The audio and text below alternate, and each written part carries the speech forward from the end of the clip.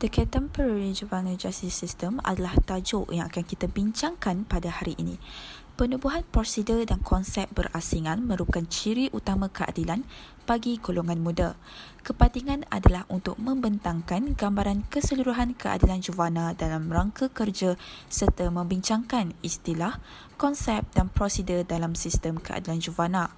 Antara tiga pihak yang utama dalam sistem peradilan juvana moden adalah polis, mahkamah dan juga institusi pembetulan. Terdapat pelbagai faktor yang mempengaruhi keputusan dalam pengendalian kes-kes. Antara umur maksimum dalam juvana adalah tertakluk kepada bidang kuasa asal mahkamah. Jika dilihat, 70% negeri menyatakan bahawa umur maksimum adalah 18 tahun. 30% negeri pula adalah berumur 16 hingga 17 tahun. Penyelidikan juvana juga boleh dilanjutkan hingga 21 tahun. Jika diperhatikan, California, Montana, Oregon dan juga Wisconsin menetapkan umur maksimum adalah 24 tahun, manakala Colorado, Hawaii dan New Jersey tiada had umur atas bidang kuasa. Jadi, apa yang boleh saya simpulkan di sini ialah sistem juvana berbeza di antara setiap negara dan tempat. Melalui kajian yang dijalankan dari pemprosesan kes melalui sistem, aliran kes juvana melalui sistem adalah tidak seragam. Jika diperhati, 30% dibuang kerja dan dialih keluar sistem. 70% pula merujuk kepada mahkamah juvana. Antara majoriti kes pula ialah dihantar oleh polis, iaitu sebanyak 84%. Berdasarkan rajah, pada tahun 2002, 1,615,400 kes kenakalan yang dikemukakan kepada mahkamah juvana di seluruh negara dan dianggarkan 58% yang telah dipetisyen kepada hakim. Daripada kes-kes yang dipetisyenkan kepada hakim, 67% daripada 940,300 orang telah diputuskan sebagai delinkuan. Kes delinkuan yang diadili pula ialah sebanyak 2% yang dibebaskan kerana majoriti diletakkan dalam percubaan. Antara kes yang tidak diadili pula ialah 71% dibebaskan dan 29% tidak dibebaskan. Daripada kajian juga, proses juvana dihantar ialah dari penahan hingga pemenjaraan.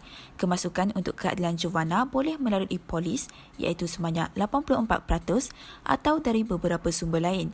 Contohnya, ibu bapa atau penjaga, sekolah, mangsa dan pegawai percubaan. Seterusnya, kita beralih kepada penahan juvana. Kes-kes melibatkan penahan biasanya dirujuk kepada sistem mahkamah juvana dan tidak semestinya hakim mahkamah juvana sahaja. Lanjutan itu, ayolah kita fokus kepada variasi pemprosesan mengikut kategori sosial, iaitu yang pertama ialah umur, yang kedua jantina dan yang ketiga bangsa. Jika dilihat kepada faktor jantina, pada tahun 2002, 63% lelaki yang didakwa melakukan kesalahan ganas telah dipetisyen di mahkamah juvana, berbanding 54% wanita yang dituduh melakukan jenayah kekerasan. 11% lelaki yang didakwa melakukan jenayah kekerasan ditempatkan di institusi pemulihan berbanding 6% daripada perempuan.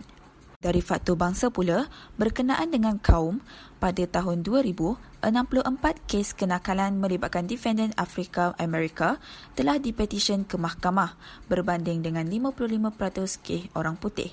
Seterusnya, saya akan memberi pendedahan kepada pemindahan kes dari Mahkamah Juvana 320 bidang kuasa kepada bidang kuasa Mahkamah Dewasa.